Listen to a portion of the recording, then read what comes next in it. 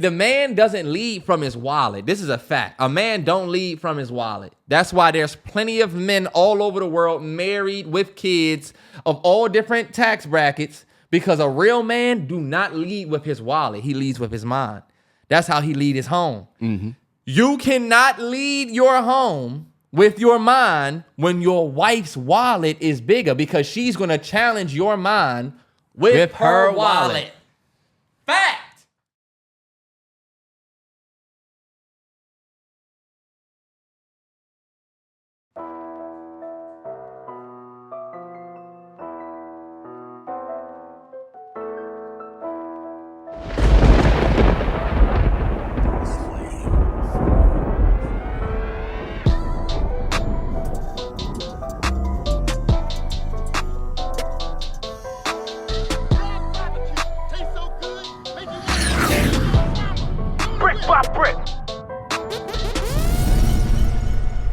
Yo, it's the MalloryBrosPodcast, episode 207. Big shout out to everybody that lives in the 207 area code. Terrance, find out quick where that's from. 207. Shout out to everybody that lives in the 207, wherever that is. I just said that. It's a beautiful Tuesday, 98 degrees in Maryland. 207 is Maine. Shout out to all the niggas up in that corner of the United States. Wow, Maine is a dope-ass place. Shout out to 207. Add it up, add it across, 207. That's 9. You understand how we rocking. Shout out. Episode 207 is a special episode then. Yeah.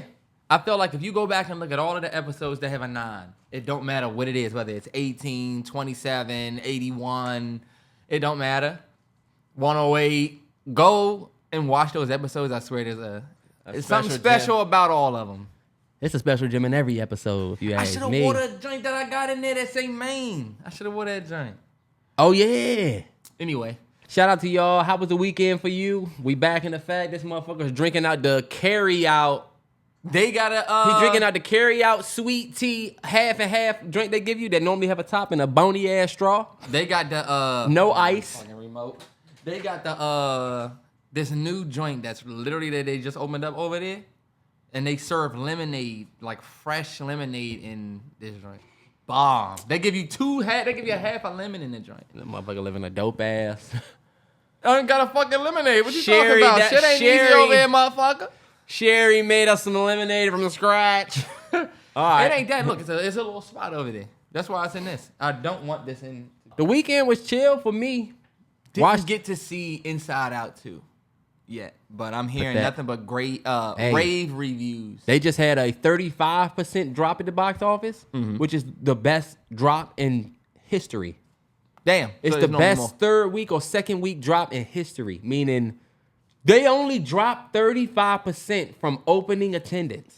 Wow, yeah. They've already broken the Barbie record. They've already... It ain't no... So far. That ain't no... It ain't no way 35% is the biggest non-fall off in history. Terrance, it is. It ain't no way. I just like there was movies like Infinity War that came out. You mean to tell me Infinity War had more than a 35% I think fall off? I think they... You must be talking animated film history. You can give it that. Inside Out earns $100 million in the film's second domestic weekend.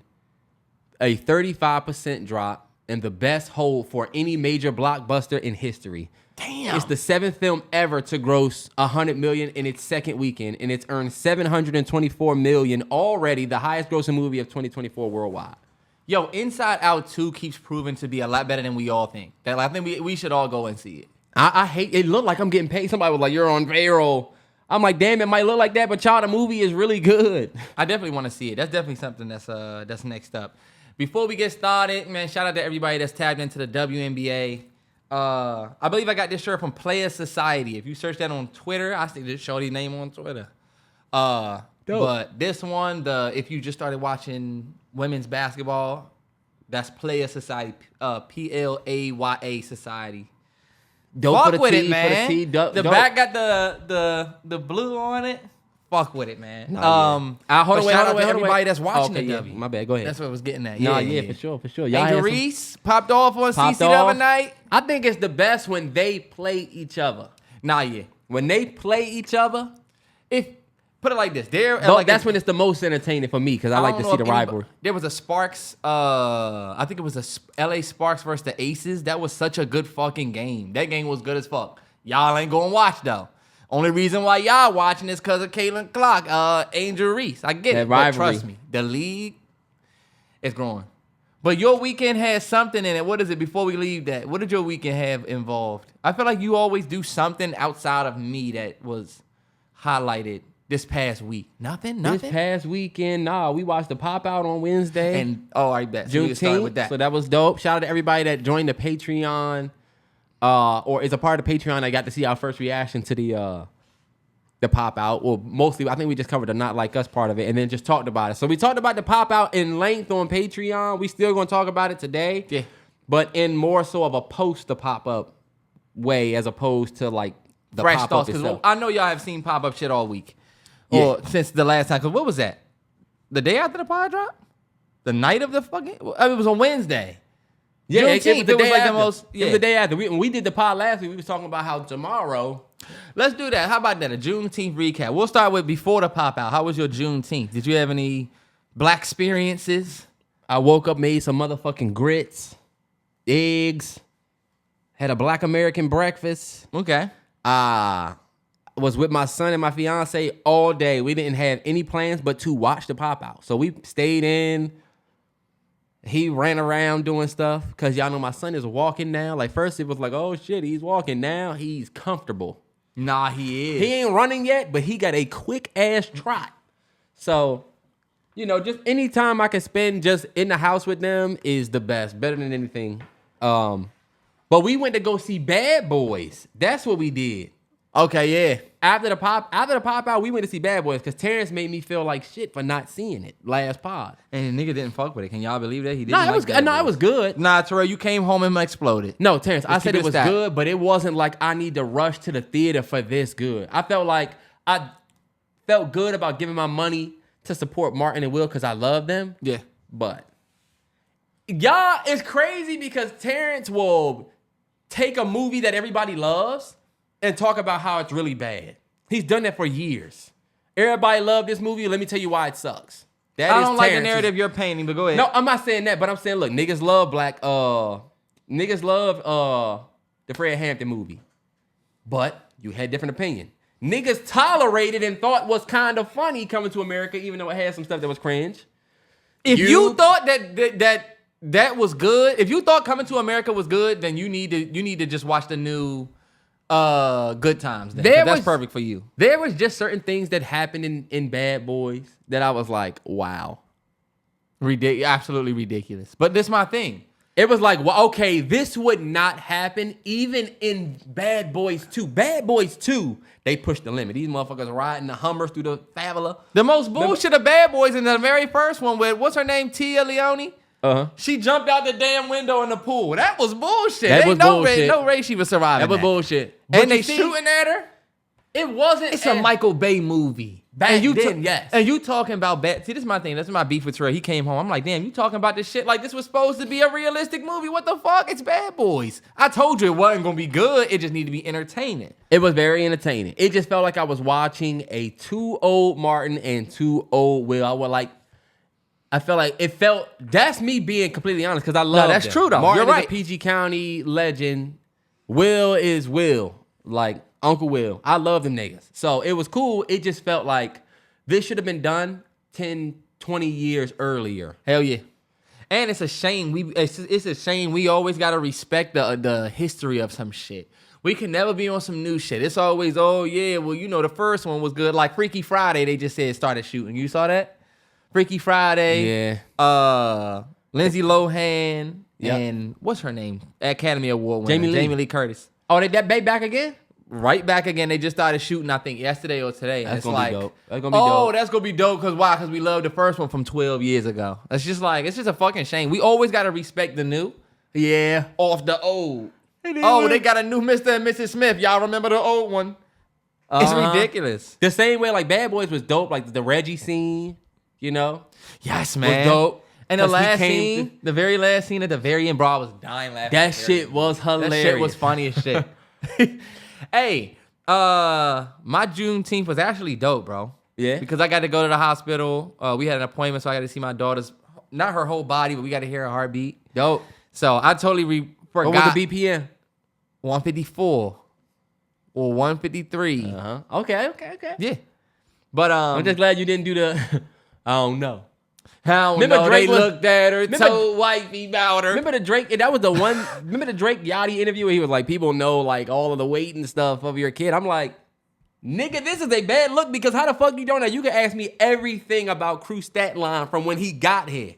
Do y'all see what I be saying about the nigga Terrell be shitting on me whenever I bring up kids? How? He gotta That's not flex true. some. That's not true. Come on, bro. You're the nigga that when I wanted bring to up see basketball. if you knew, and you did.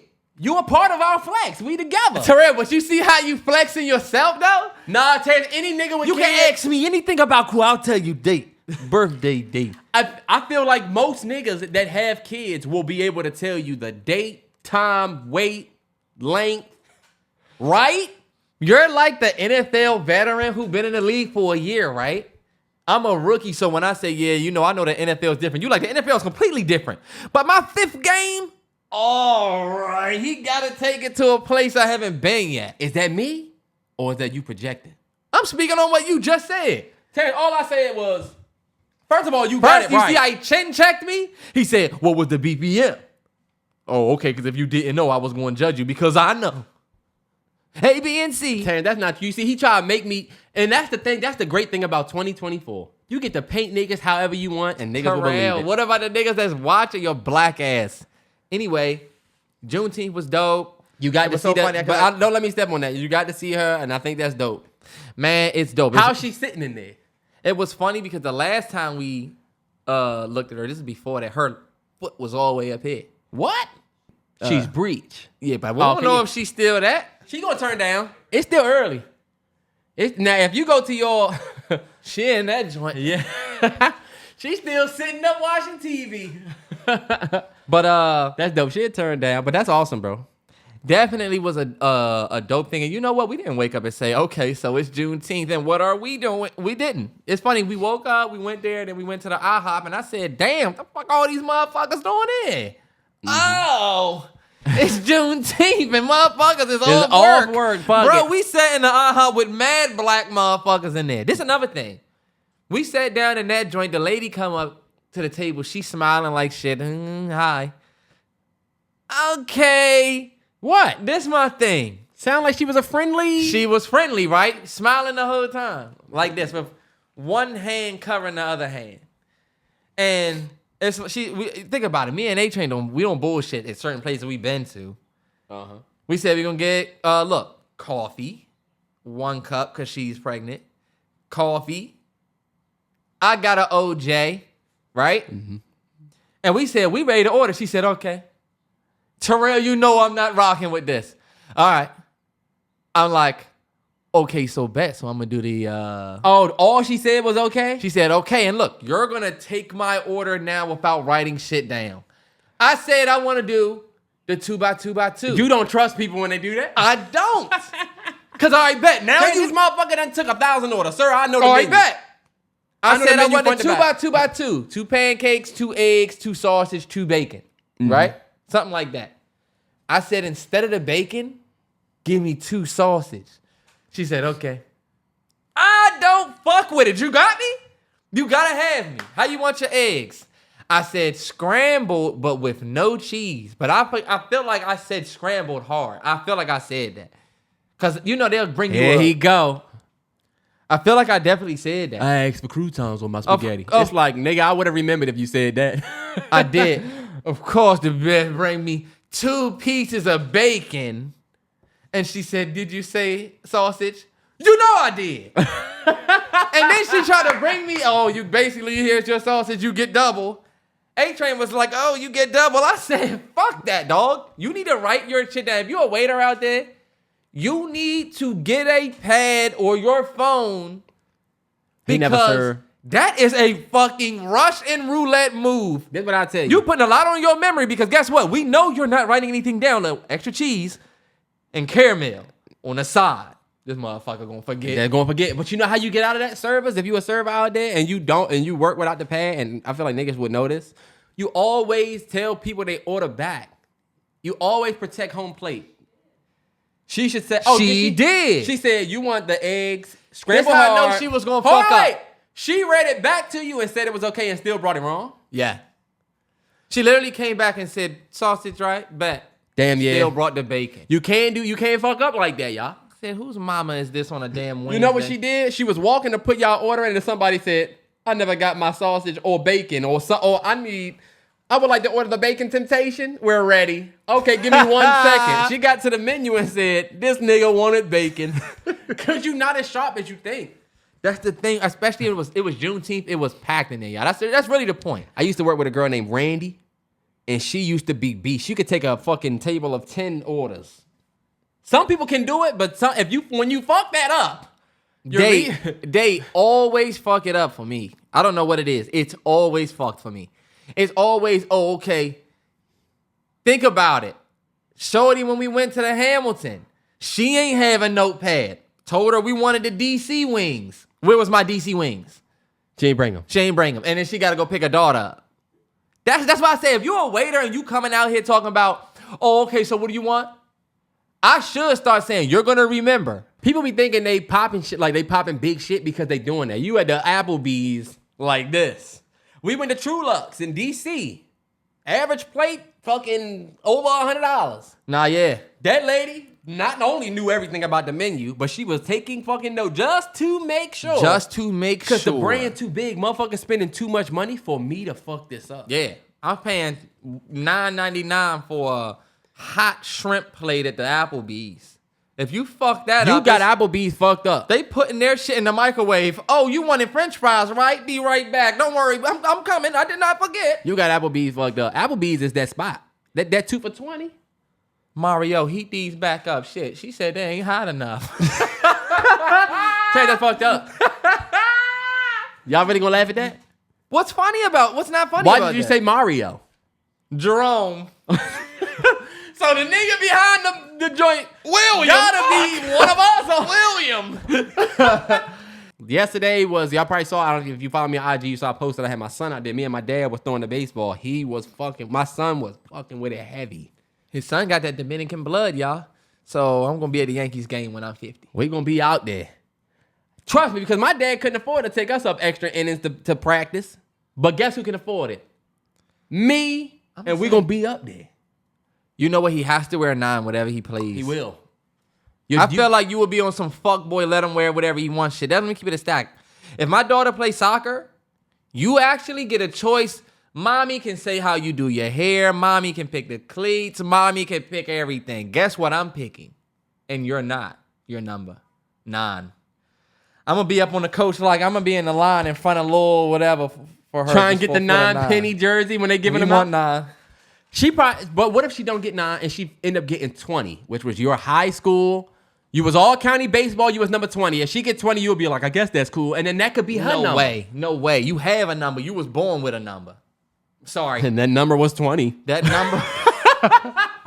Mr. Mallory, she's wearing 20. I'm going to take her off. She might be Krew could be a 6 guy. His birthday is the 6. I'm taking her off the team. His birthday is 6-6. He could be a 6, guy. He could be a guy that loves the number 6. That's his birthday, birth month.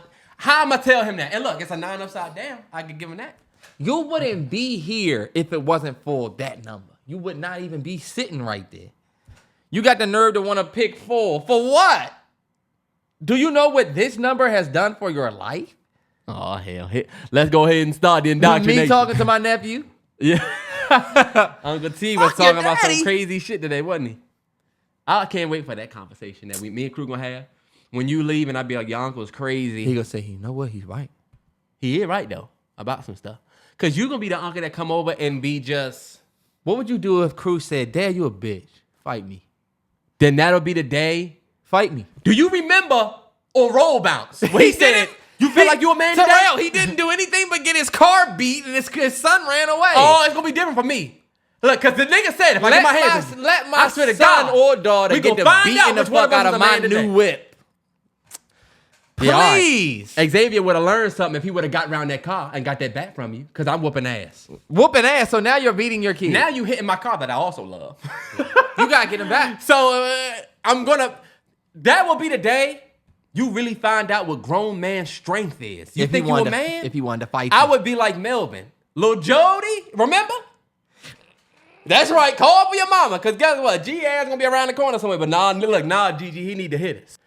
Bro, go back and watch Baby Boy. I'm not getting into a monologue about that, but I watched the first 20 minutes. This motherfucker like, yeah. First of all, Melvin is walking around the crib shaving. This nigga Jody in there with P. So he feeling himself. They smoking weed in the room. And he like, what's up with this new nigga? He say, this nigga think he a killer, but guess what? He good on my mama, so I'm gonna let him keep his life. Boy, you ain't about to do shit. A lot of you niggas is Jody for real, and that's okay. And y'all gotta keep in mind in that moment, you trying to look like something for P. Yeah, you're trying to look like something for him. Cause guess what? P really bout it, right? Come on, nigga, get his ass. And when I met you out in the garden in front of your mama, tongue down her throat. You ain't have none of this energy. That's why he said, I hear you. And keep in mind, John Singleton very deliberately, very on purposely got Melvin shaven. Because guess what? I'm at home here. I done made this home. Uh-huh. Kendrick Lamar was the highlight of my Juneteenth. Absolutely. He was the highlight. If you're listening to this and you didn't get to see our thoughts on the pop out on Patreon, it was legit like... I told the Fion, I said, yo, we started our HelloFresh journey. We said, we about to make us a HelloFresh meal and just sit down and watch this pop up. And legit watched it from start to finish. I watched DJ Headset. I watched Mustard Said and then Kendrick. And it was amazing. Same. We had the Ken and Friends on the TV for about like 10, 15 minutes before it actually started. And I was like, yo, this about to be dope. I just had a feeling. I said, looking at the stage, I said, man, this about to be legendary. And that it fucking was. Well, what an event for a Juneteenth day where, like Terrell said this, you really don't have nothing to do on this Wednesday, but you were given this holiday. So I think Kendrick Lamar doing it at 4 o'clock West Coast time. Was it 7 o'clock this time? 4 o'clock West Coast time. And his set here was at 9. But when you really think about it, that's what majority of us did on Juneteenth. Yeah. It was a super black event. Super black. It was definitely a victory lap for Kendrick. Yeah. I think we both said that. Y'all know me. Like I had tweeted, I feel like I owe this nigga Kendrick an apology. I know a lot of people was waiting for the power for me to explain why. And I'll say this. I'm black first. That's what I said in the video about the pop out.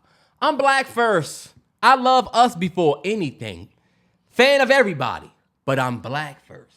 If you can watching what happened on that stage, it really, the point I tweeted that, y'all, was when Kendrick was like, this is it right here. It ain't about no back and forth track. Ain't about this. It's about this right here. And I'm like, how can you say this nigga lost? Yeah. How can you say? It don't matter who you was rooting for. This bigger than the beef to me.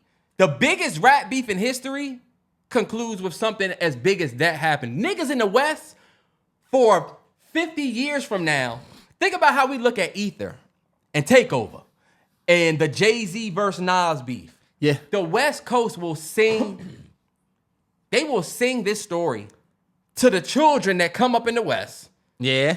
For another 50 years. That's why to me it was bigger, because the fact that that happened like that on Juneteenth, and we got our black American brother on the stage who father worked at the chicken spot, unifying the West after he basically predicted this whole shit if you go back through his discography. And I think for a lot of the people during the beef who were saying that, you know, when has Kendrick put an artist on? I've never seen Kendrick put an artist on.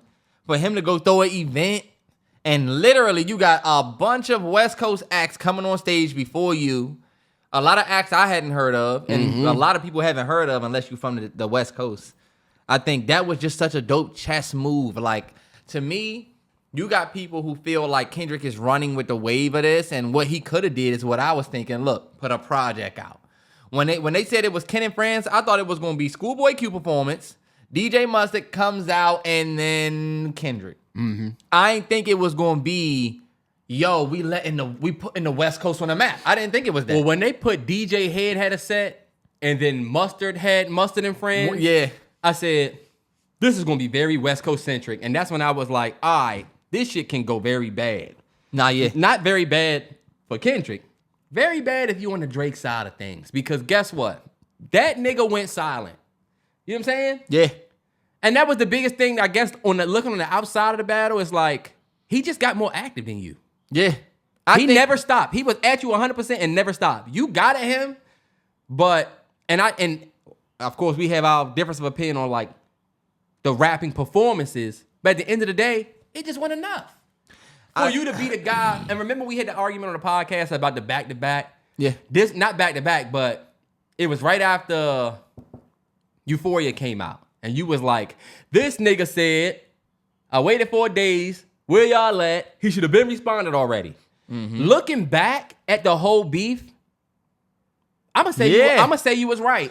Because timing ended up being so important in the battle. And look at what happened with Not Like Us. Like, he waited. You didn't have enough drive for the beef. You know what I'm saying? Like, everything, looking back at the whole beef, you popped out for sure. Nigga called you out, you popped out. He just popped out way more. I'm using his term, pop out. But like, I felt like if I was Drake, if it was me versus Kendrick and I'm Drake and I'm the biggest artist, I'm legit in the middle of that. I'm going into a crisis. Leave me alone. I'm getting in the studio. Don't fuck with me. I need to make 3 or 4 or 5 this is tracks. one of the biggest moments of your career. I'm getting my manager on the phone. As soon as I hear that Kendrick got a pop out coming, first of all, I would have already had a track out that I would be trying to compete with. Not Like Us. Pop out, yeah. Not Like Us. Then you doing a pop out on Juneteenth? Guess what? June 20th, I'll be at the whatever stadium in Toronto. You know what I'm saying? Yeah, like stand on your stage and do it. Look, you could go and do. I feel like all of your the shit. Yes. All of the Instagram posts and the stuff that the Drake fans end up trying to decipher. Oh, he posted the samurai, y'all. That means he ready for war. Oh, he posted this movie, y'all. It means this. It's cool, but not without music. You not doing the music. You too quiet. And once this nigga got to put out Not Like Us, go number 1, everybody singing it, colleges everywhere, and then do a pop out, oh, you lost. Yeah. Just because of the timing. Not even just because of the timing, but because the nigga legit. He showed you that, like, maybe we was like, yo, Drake need to respond, and it was like, why is it a rush? Mm-hmm. I get what y'all was saying back then, but like you said, while he was cooking, you let this nigga put his shit, pop his shit, and cook right beside you. Yeah. So when you dropped your shit, he dropped his shit.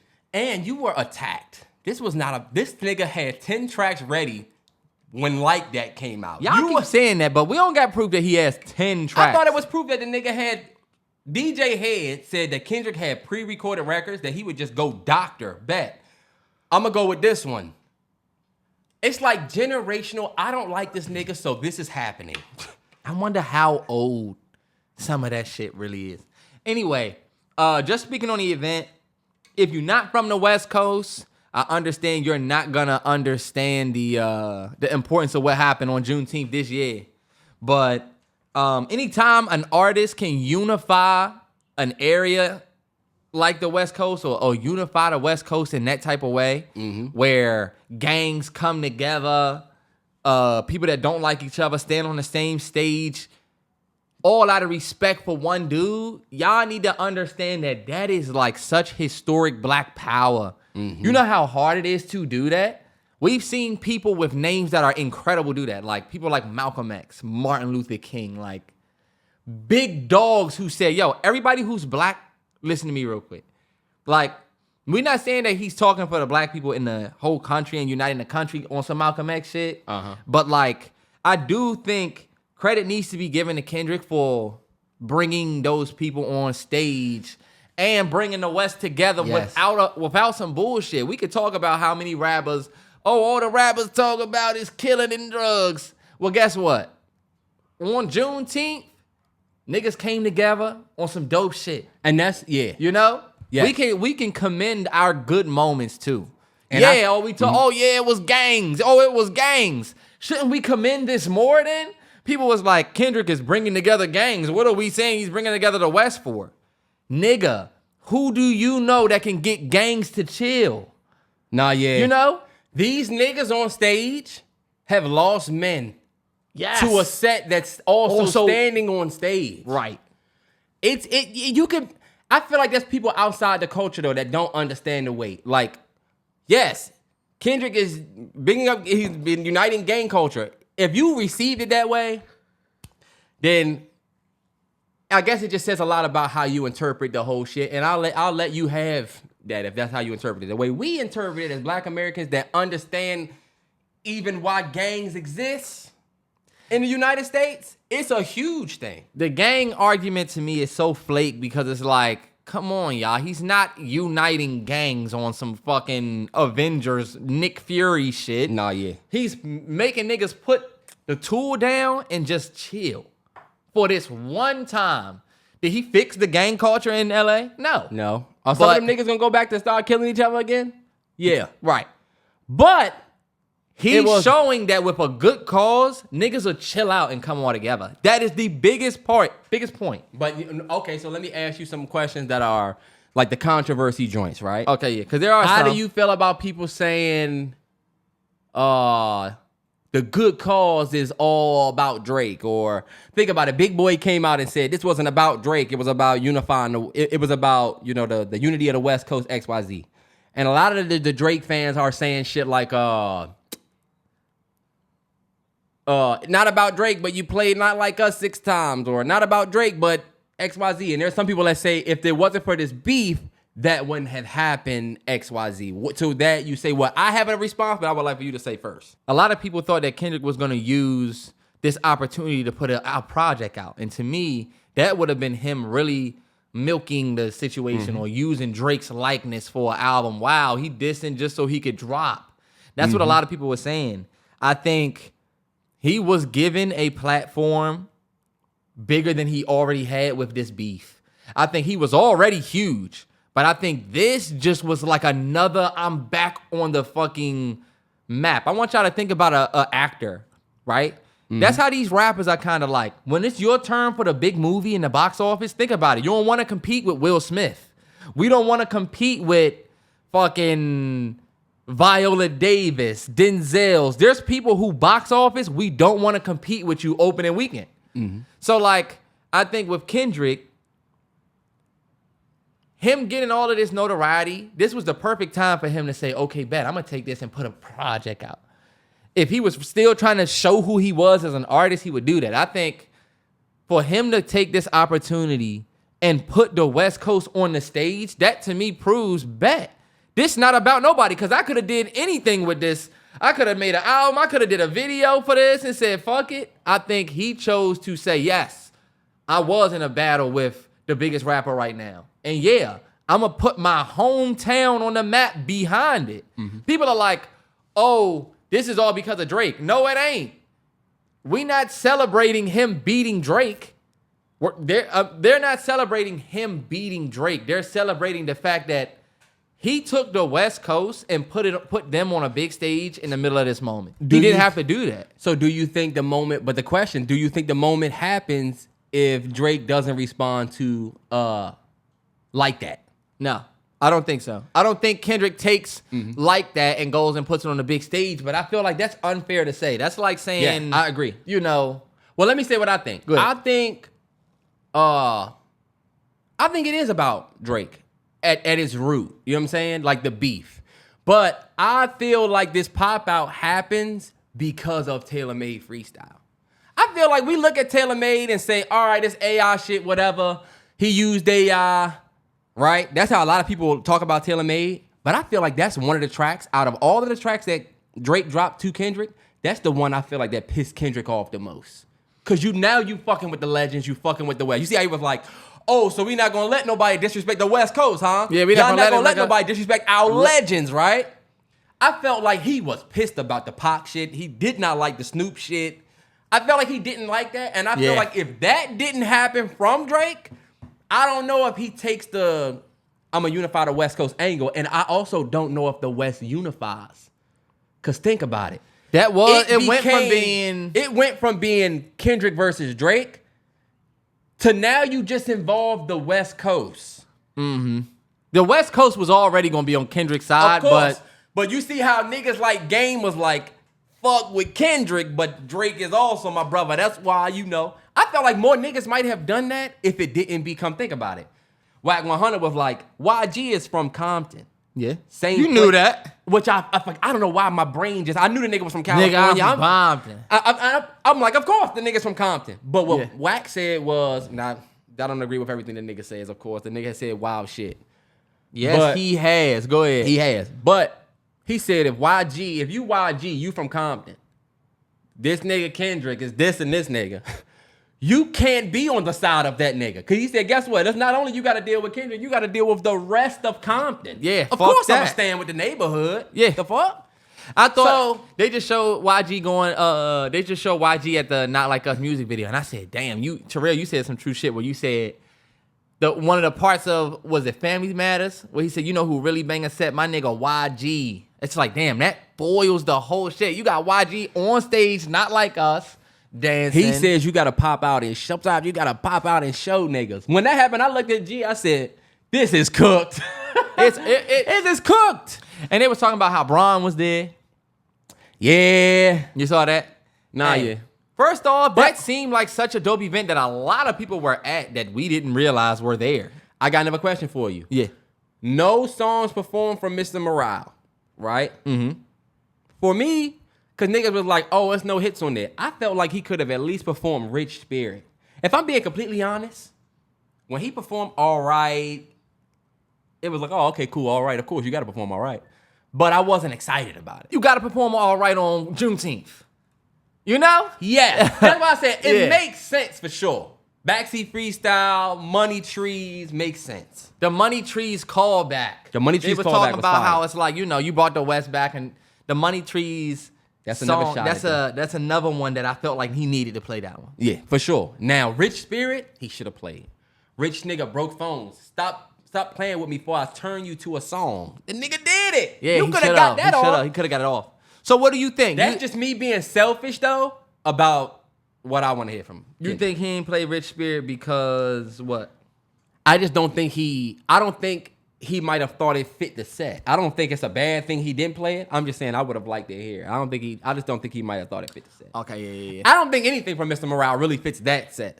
People are like, he could have played Father Time. When the last time y'all listened to that? Do you want to dry this place out? Nah, no bullshit. He wouldn't. It's a fire track, of course, but like mood-wise, even when he was performing Euphoria, I was like, okay, this joint y'all long. You know? Nah, yeah. He was in that last verse. I said, oh shit. It was funny as shit when he was performing DNA. Because the nigga was so in the crowd that he was only saying a few words. And one of my biggest critiques for Drake, we went to the Drake concert, remember? My biggest critique? Yeah. The nigga got the song playing, but he's rapping over the song. So it's like we trying to sing to the song, but you not in the same key as the song. It was like, yo, it'd be better if you just had the track playing and you rapped the whole thing. The nigga Kendrick came out and did what? Rapped over nothing but the beat. No bullshit. And you know what's funny? I feel like we talked about this on the podcast. It was dope to see how Kendrick used and performed Not Like Us. I told Terrell, I think Not Like Us is the best diss song ever. Terrell don't like me saying that. I think it is the best diss song ever. Look at what it was able to do. The song went #1. They got it on the NBA Finals. You got the whole entire song is a diss. The niggas dissing the entire time. You got a whole history lesson in the joint.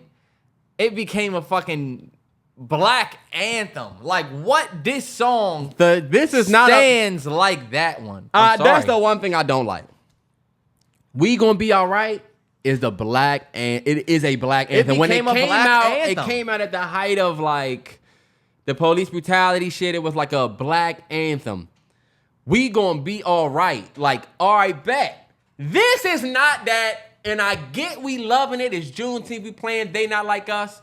But the fact that so much of it is rooted in a nigga being a pedophile, you can't just put this on at the NAACP Awards.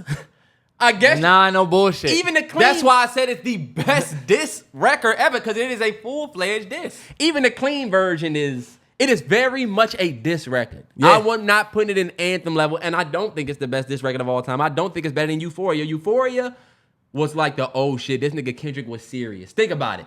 Before Euphoria dropped, what was he saying? This nigga Kendrick tried to diss and let it shit. Remember Drake, you trying to let this shit die down? Nah, the nigga came back. That nigga really did this shit. He really did. All right, bet. We're not gonna talk about this for too long. Last thing I wanted to say about this is the Not Like Us video is on the way. You saw that. Mm-hmm. And my question to you is, people saying, "Oh, Kendrick's milking it. He's milking it," right? Mm-hmm. And you see Kendrick fans saying, "What the fuck? If this was Drake, y'all would say the same thing." What do you think about that? Do you think? Well, I kind of answered that one already, where I was saying, I think, no, man. Like, when you beat a nigga, and I got the biggest song in the world, we gonna take advantage of this. This is his biggest song, right? Wow, Drake gave him his biggest song. Because of, man, he's not thinking about it anymore. Now he's won. This is like when Ryan Garcia, after he beat Dev Haney, he going around talking his shit. And guess what? You could not get mad because guess what? All the left hooks are right there for you to look at. He lost. That nigga cheated. The nigga definitely cheated, and we do not respect that nigga for that. Just a bad example. All I'm saying is when he won, regardless how you felt and who you wanted to win, you had to let him get that. That night? He was corny as shit, too. He was trolling like shit. But it was like, hey, y'all, I remember being like, Dev ain't he. I was in a bar. I told you, I was in a bar full of, everybody was rooting. All the Latinos was in there rooting. You had to let the Latinos in that night get it off. Yeah. Like, they let them get it off. Your man, he's on the ground. Like, hey, after that first knockdown, bro, that was tough to watch. That was tough though. I would have rather had watched that at home where I could have just been embarrassed by myself. I was so embarrassed in that place. The worst thing that you can be in life, period, one of the worst things you could be is a sore loser. Losing is a part of this whole shit. It's a part of your nine. Yeah, you're gonna lose. When you're a sore loser, you make the whole shit not fun. Think about any situation, basketball, football. When you a sore loser, you just ruin the whole shit. You do, but this is my thing, T. And I'll agree with you. I just think this is different from a basketball game where there is a clear winner. That's true. Whenever we're talking about art or music or anything, it will always be subjective. It's always going to be a group of people that think different than this group of people. Once we realize that, that's why a nigga was like, yo, I'm surprised to see you still whatever. And I was like, bro, I mean, I don't really... Outside of the beef, can we get back to being fans of both these niggas, or is it split for the rest of our life? But I'll say I don't think he milking it. I do feel like, hey, this song deserves a music video. I think so too, and I do also the think way he's doing it too in the West Coast, man. I think it's dope. I think it's gonna be an extension of what we saw on the stage. I feel like if it was anybody that did this shit, they would also do a music video for it. I mean, hey, how you not gonna put this on wax? You have to. I thought that he should have responded with a music video. Remember when I said that? Yeah. Imagine if Not Like Us was a video. Nah, I don't think it would have hit the same. Then Not Like Us isn't going anywhere, bro. It's not. It's not going anywhere because the football season get ready to start again.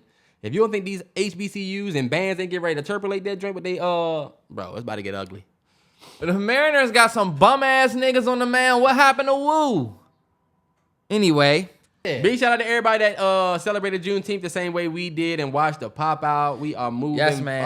Hey, look, that was historic. Y'all need to go back if you haven't seen it. Just go back and rewatch that, man. That was historic. You want to be able to say, oh yeah, back in 2024, that was the way we capped off that battle. It's on Patreon if you want to see when Kendrick performed Not Like Us 5 times at the Kia Forum. Me and Terrell, we watched it the 5 times performance. We talk about the end. If you want to hear more about this performance or this, we got that locked in on Patreon. Tap in.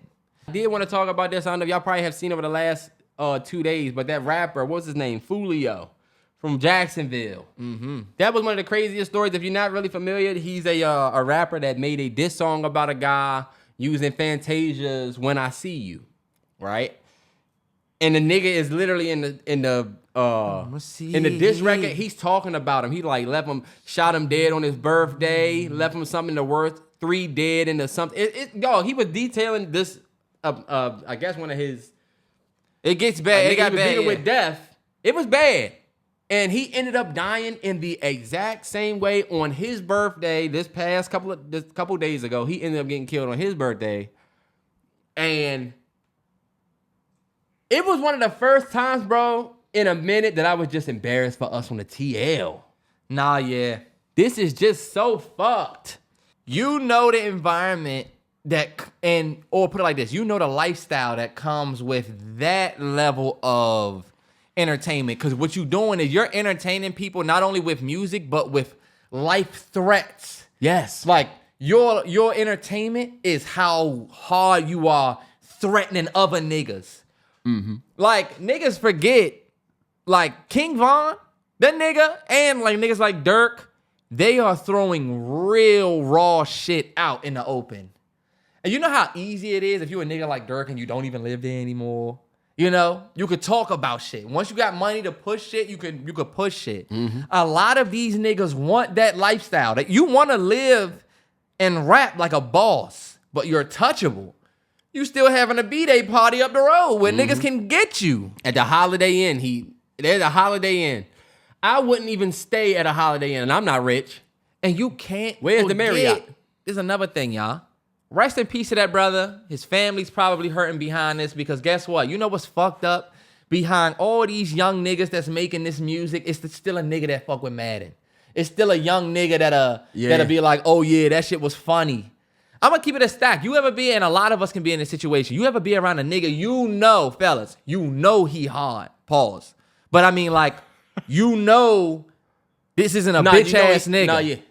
You might have known he might have put another nigga down. Uh-huh. You might respect that nigga on that, just whatever. You get around a nigga, you realize the nigga is just like you. Only thing you ain't do is kill a nigga.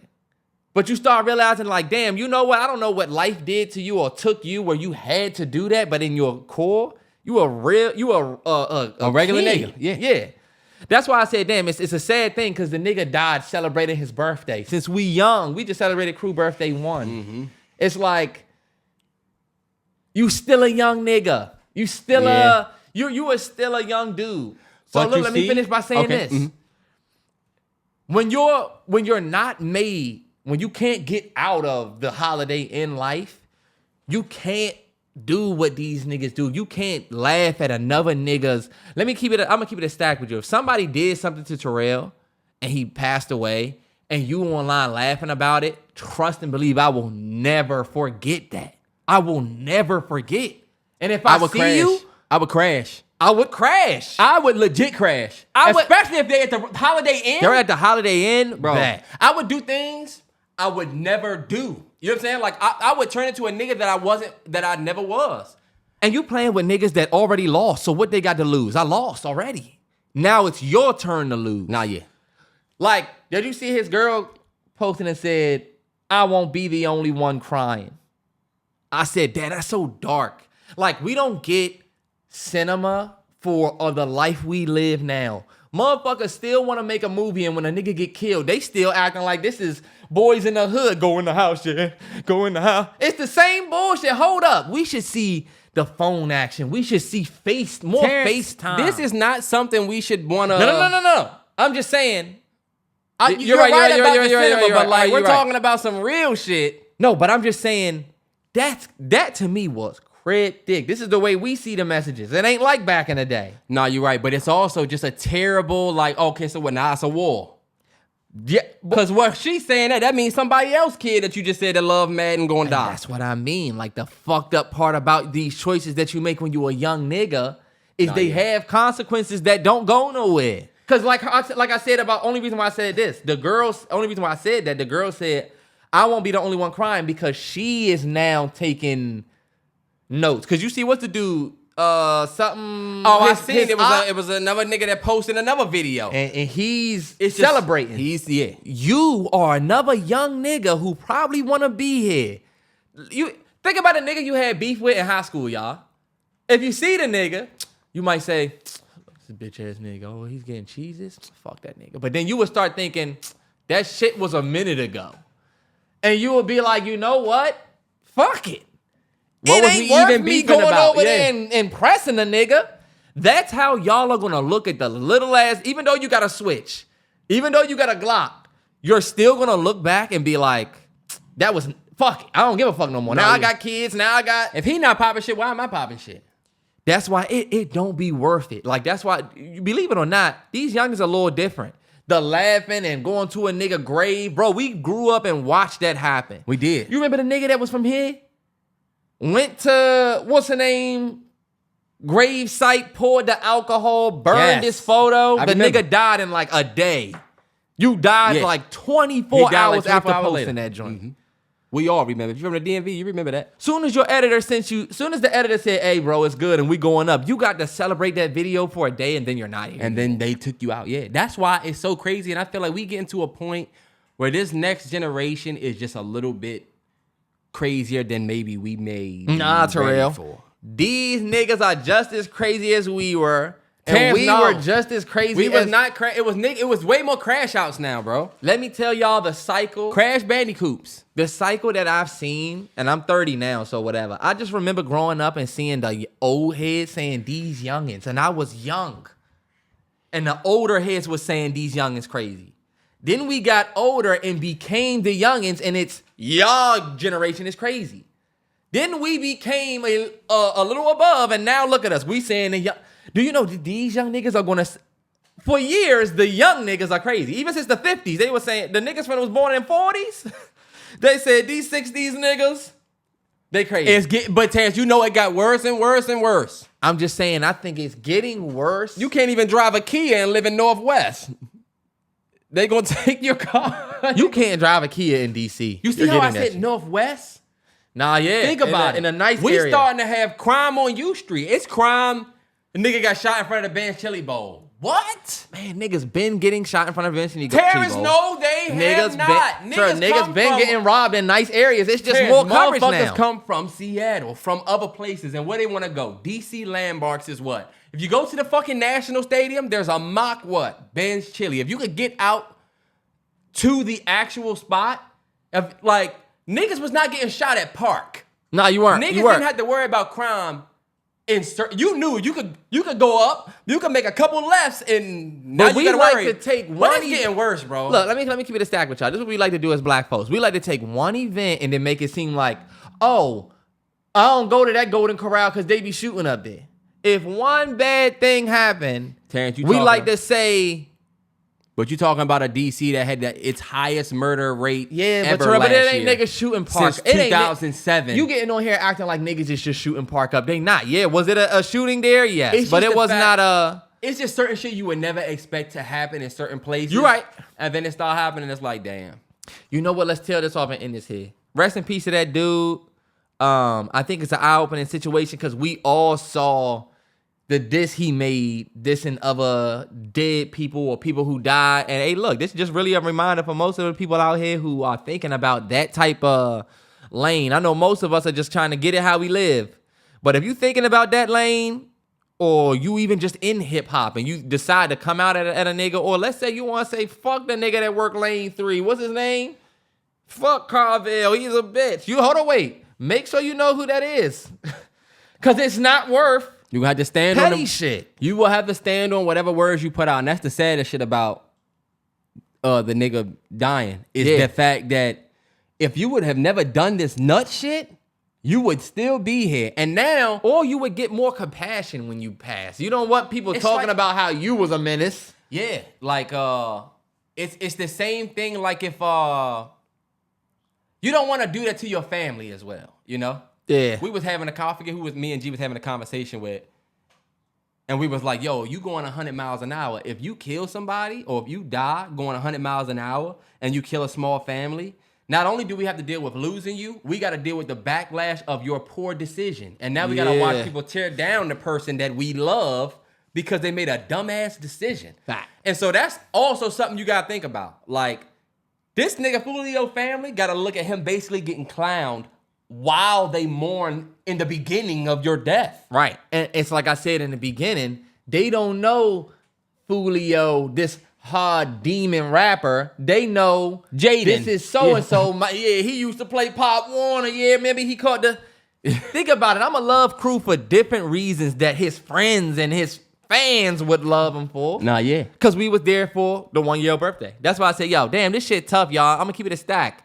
Y'all, why? Because they know I got bands. The hardest part about this is the fact that we not going nowhere. You ever think about that? All of you motherfuckers listening to this, I guarantee every person listening to this has thought about dying young. Well, guess what? You won't get that lucky.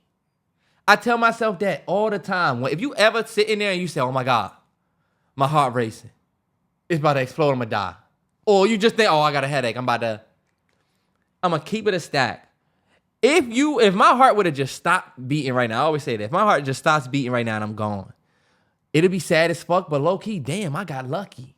Still got moms, still got dad, still got Terrell, family, kids, young.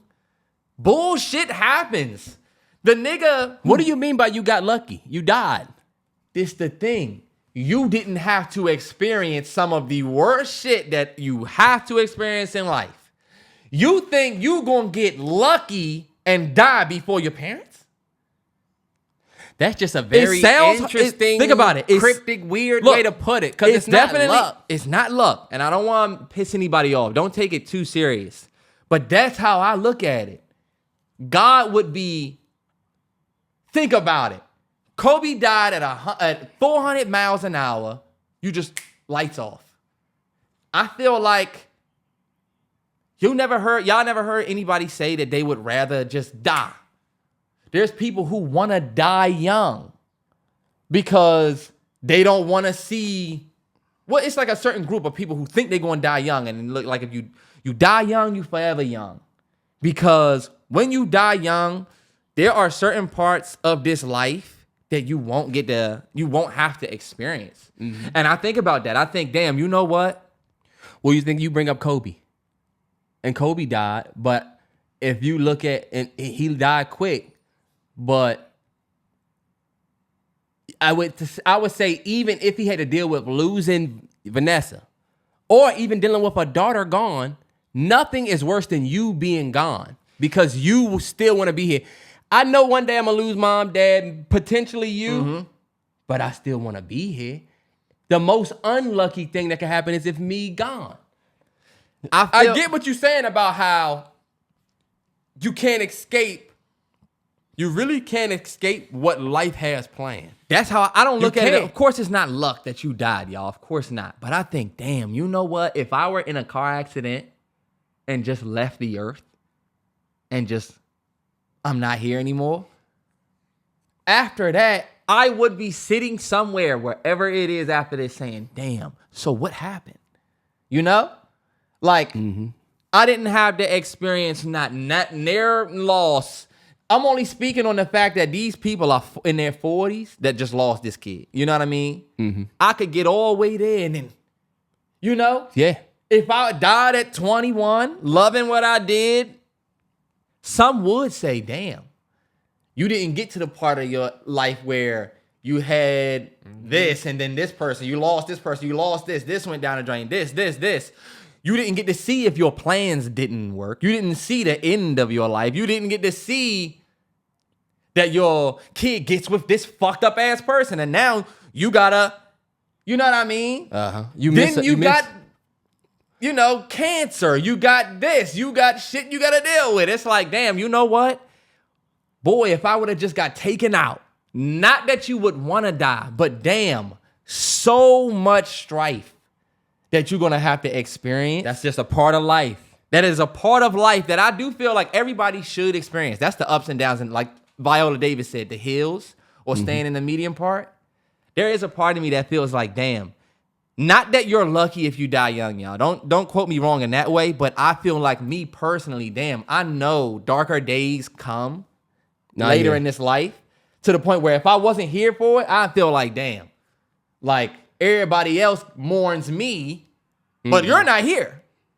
No, so I get what after you explain it, I definitely get what you're saying because it is like and I can get how it will come off as fuckboy way of saying you're lucky that you died. Because I'm not saying that. No. And I didn't receive it like that. I knew what you was getting at. I just needed you to get there.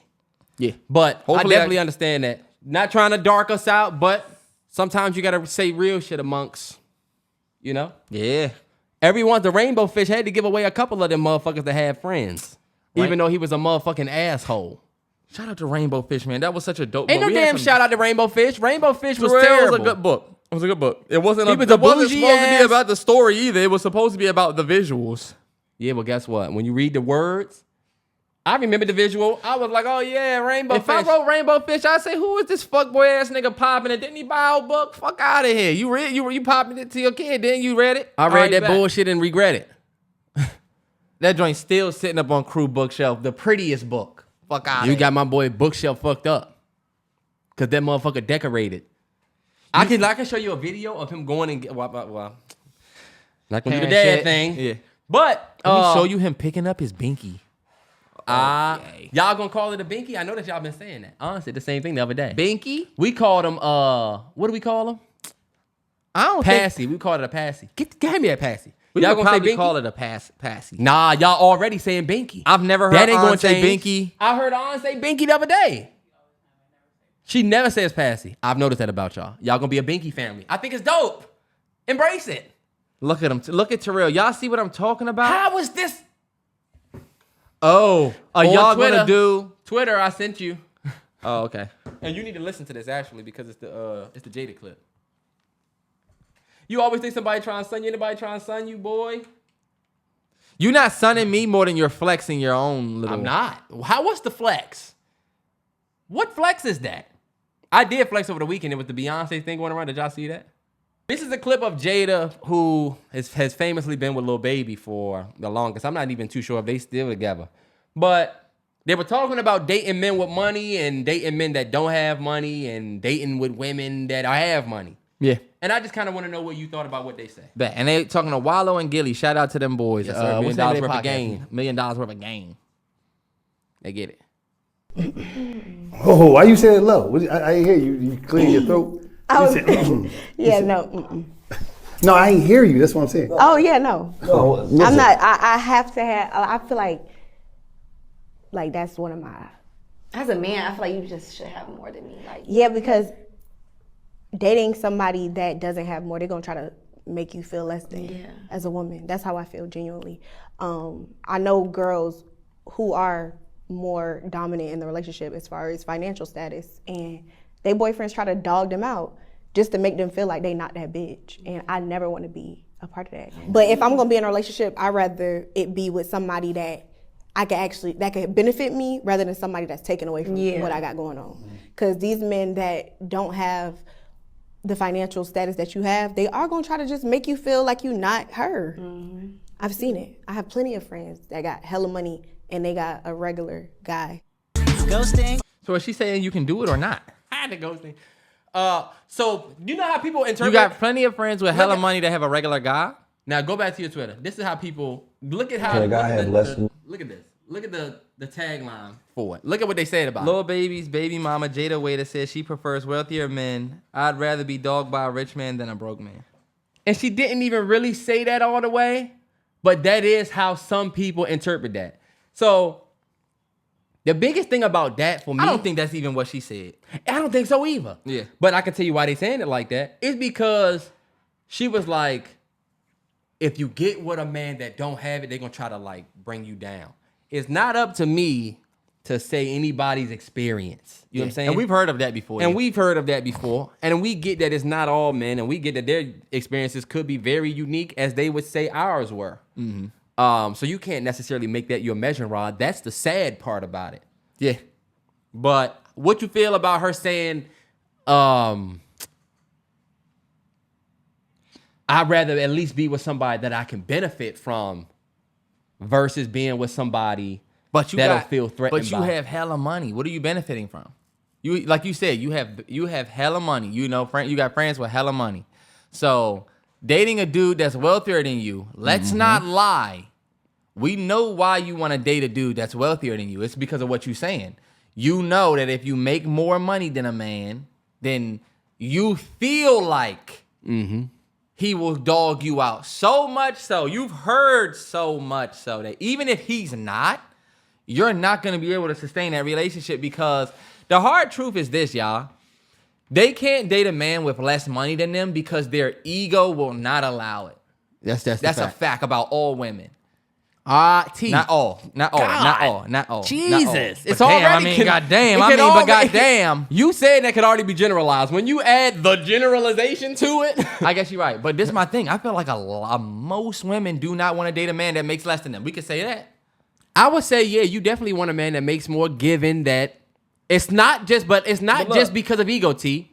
I think, yeah, it's not. But Statistically, like men you just make said, more. But like you said, there are some men who are, like you said, there are going to be men who will shit on you for making more. Terrell, first off, I think there was an article that came out that talked about how I think our women make more than us, right? And they're in more higher, at least ranking positions or jobs or some shit. They enroll at a higher clip in college than we do. They basically put it like this, not even to get into the stats of it, because I believe or not, both of us motherfuckers make the same. make around 40,000 a year. I'll say this. It does seem like more these days you see more women in power. Of course, as time goes on, you see more women with more dope-ass, heavy-handed jobs. I feel like she's right in what she's saying. You could get with a man and this nigga is intimidated by your money, because what do women make men powerful with? It ain't if he's strong. It ain't back in the day like if you go and lift a big rock, you get the best woman. It ain't back in the day like it's all about money. So money is power. But If you make more money than the nigga knows you're more powerful than him, right? So yeah, he's intimidated by you. That does happen. Maybe, too. Maybe. Look, he dogging you. He trying to put you down because you more successful than him. It's like we talking about one scenario that fits the whole thing. But what they won't talk about is a lot of women with money don't know how to be a partner. You don't know how to be a man's woman because you're the man. You're making money. And this is not saying that all women that make money are acting like men, but like we said, some women do. Yeah. Some women make money and they're the same and they're great, whatever. They're great wives. But a lot of these new women that make money, they want a nigga that makes more than them because they do not know how to be a partner beyond gimme. You don't know how to be your partner. When you think about your transactional for them. That's it, transactional. When you think about your relationship, you think about what can he do for me? Do you love the nigga? Is he a good guy? I make $300,000 a month. So what the fuck can a nigga do for me? Damn, you're right. So you know what? You're right. You can only talk to a nigga that makes over $300,000 because what could a nigga do for a chick that make $400,000 a year? Nah, but you see, that's to me where it's transactional. But that's what I mean. That means you need him to do something tangible. It can't just be he's a great guy. But you see, when you listen to Jayda talk right here, right? That's what she talking about. I need to be at least be able to benefit from a nigga, because if a nigga don't make more than me, then they like to dog women out. Nah. See, that's not the case. And it's unfair. Because let me say this. I think what's sad about it. That do be the case sometimes. Sorry, go ahead. It does. This is the thing about it that stood out for me. She said, I have friends who, that happened. The man will dog them out, XYZ. She didn't say, I have been with men, and since I have money, this happens. Her whole philosophy on the shit is based on some of her friends that may have went through it, or women you've seen that go on Twitter. Yeah. Right. So my thing is this. You're using that, and women will, and this is my question to the ladies, right? Because the ladies will say, Jada's right. It is, yeah, men will do that, and y'all will justify her not talking to this type of man. In this case, a man that doesn't make more than her. But when a man when a man says, I don't want a woman that makes more than me, because when women make more than you, they treat you like this. They'll do this. The same way Jayda said, when a man make less than you, he'll try to bring you down, make you feel like you're not her. If a man say the same thing, if I date a woman with money, you know how they do. My man was dating a girl. She made a lot of money, but what did all she do? She tore him down, made him feel like less of a man, wouldn't be feminine, XYZ. He never been through it. Right.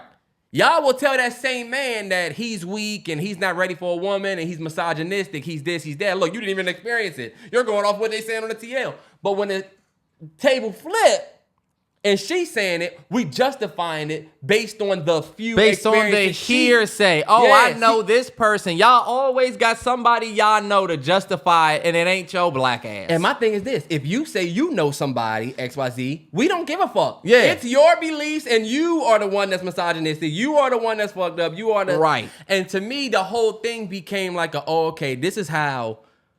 It's sad because Jayda, I'm pretty sure, could find a guy that didn't make as much of her that would be a great guy. Sheila from Why Did I Get Married?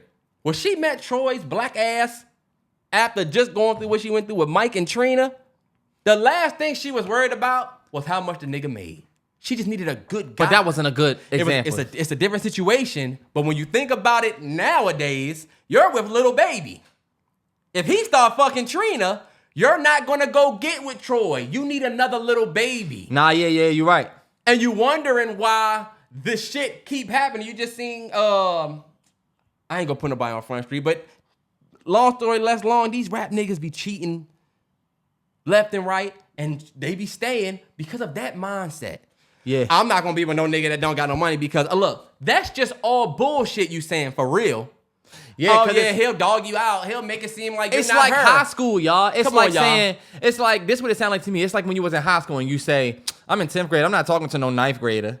Like, girl, that's not 100% far behind you. And look, you might get a better pick. What's the real reason? Yeah. It's you. It's a status thing. Yeah. You done made it to 10th grade, and your ego won't allow you to talk to somebody in 9th grade. It go all the way back there. It has nothing to do with a nigga for real. Mm-hmm. This is all about your status. I can't be the breadwinner in a relationship because you know the man should be the breadwinner, but you make 500 racks a year. So you need to find a man who can tell you, hey, this is what we doing. Because this is the thing to the rich chicks. The man doesn't lead from his wallet. This is a fact. A man don't lead from his wallet. That's why there's plenty of men all over the world married with kids of all different tax brackets, because a real man do not lead with his wallet. He leads with his mind. That's how he lead his home. Mm-hmm. You cannot lead your home with your mind when your wife's wallet is bigger, because she's going to challenge your mind with her wallet. Fact. That is a fact. Sometimes a fact. Sometimes a fact. Yeah, for the butt what? Let's go, Seattle. Trash ass motherfucker. But anyway, look. Such a great point, because I'm going to tell you, soon as you say, this is what needs to happen, and you need to listen to me, she going to insult the fuck out of you because you don't make more money than me. She throw her weight. She throws her weight. So, but sometimes. Because we doing the Jayda thing, Terrance. We're doing the Jayda thing where we talking about specific experiences. That's not all women. But since she got her shit off, we should be able to get our shit off. That goes against why we even... No, it's not, because we saying, you know what, she not wrong, but there's a flip. That shit be having a twist. Heads has a tails always. I'm telling you. And that's why I say, look, me and Terrell talked about this before. If a man, you want to give it the analogy we gave about if your man, if... I feel like we just gave an analogy. We don't need to do another one. What's another analogy for? I was going to say the one where the man says, there's a man who makes less than his wife. Right? He goes to her and he says, you know what, boo? I know you want that backyard fence. I'm going to save my next 2 paychecks. I'm going to put some money away from the next 2 checks and build that fence. Oh, no. Yeah, let's go with the fence. Okay. Your wife make more money than you. So you know what she says? I'll take my money and pay for it now so we can get it right now. This is the reason and the way that a man will feel small with a woman who make more than him. Mm-hmm. Because your question would probably be, ain't about that, yeah. What should she do in the situation? I mean, she has more money. They could get it now. He just told his lady his plan, and she stepped on it with her wallet. Yeah. My mind says, I can do this as a man. I can figure this out. But I can't... But before I even put my plan in action, here comes her plan, her money. And I'm gonna ask you this question, and all fellas, everybody knows the answer to this. How does she gaslight him when he tells her that he didn't like that? What does she call him? What? When this man goes to his wife, who just stepped on his plan as a man with her wallet, and he says, I don't like the fact that you did that. I want to build the fence. I want to do it my way. I need your money. You try and put your money. What does he say? What Jayda just said. He trying to make her feel like she's not her. That's not it. Right. Y'all gaslight. Because that's not the issue. The issue is this man wanted to be a man and build the fence. There is nothing that gives me more pride than knowing everything in my son's room I built from scratch. Bookshelves, I built that. Crib, put that together. That chair didn't come together. I put that together. The dresser, I put that together. And got the knobs from IKEA. We put those on. I did it. It doesn't mean anything. It's rudimentary, but it make you feel good as a man. Like, as a man, I'm doing my manly shit. Y'all love to say, can you change the tire? Can you? Will you let me? Or you gonna buy AAA? Yeah. Are you gonna let me, or you gonna be out there trying to do it? No man wants a woman that's trying to do shit for him. And fellas, they will call you weak. They will say you are weak. You don't like a powerful woman. And that's not always the case. Ladies, I got you. It is a bunch of weak ass niggas out there that sometimes do what Jayda is saying, where they do got fragile egos themselves and whatever, but we are just as many women out there like what we talking about. Right, exactly. We just giving the tails to the head. Because let me give you the last part about the dude with the fence. The last part about the dude with the fence is he wants to do that for his wife. I want to take money out of this check and this check to do this for you, right? When they get into it, and this is where the relationships crumble. Ooh, I see it. When they get into it, and he tells her, I did the fence for you. I had to pay for it. But you didn't have to pay for it. But you did it. But you stepped. But you didn't let him be a man. Because ladies, the ladies who are asking what should the woman have done in that situation? Shut your ass up, sit your ass down, and let that man save 2 checks and build that fence. Yes. Sit the fuck down. Do it. Find something else to do. Go pay for something else since you got the bread. Go pay for something else. And he don't want your help. He didn't ask He for don't your want you help. to go and just buy the wood for him. He was putting his money away. And this is what y'all don't want to hear. Y'all will take that money and put that man down as much as you can to the point where he's not a man. He's just a nigga you know and you're with. He's not really your man. He don't provide for you. You provide for him. Because you want to. He could take you to the places he want to. Look, you say, boo, let's go to Uncle C's, get the chicken and waffle tonight, right? She say, I want to go to this, and I'll pay. He did not want to take you there. You wanted to go with your money. So you dating him. It is a double-sided thing. We just giving you the flip of it. You see how our hands up like this? Yeah. We innocent. The last woman I talked to with more money than me, she made $26 an hour. I made $8 an hour. Like, damn, that must have been a 19. This was in 2014, and I'm going to keep it a stack. Like, I always say this. She used to ask where I work. I worked at the Christmas tree shops, y'all. She used to ask. I wore an apron, a green apron every day with whatever I fucking wanted. He was walking around like a barista. I could wear whatever I wanted, and I just put my apron on. That's how you know. I ain't even have a uni. I had to go in and grab an apron. I got on Phil's from yesterday. Oh, he not here? Fuck it. I ain't even have my own apron.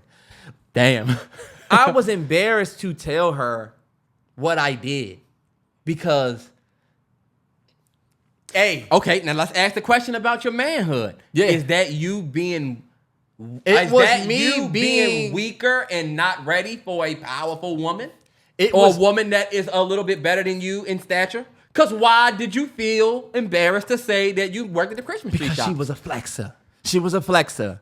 And she could afford to do shit that I could not afford to do, making $8 an hour, and you make $26 an hour. It could be something that's... When you make $8 an hour, you can't say, oh, I got Netflix, this. Hold up. That's an hour.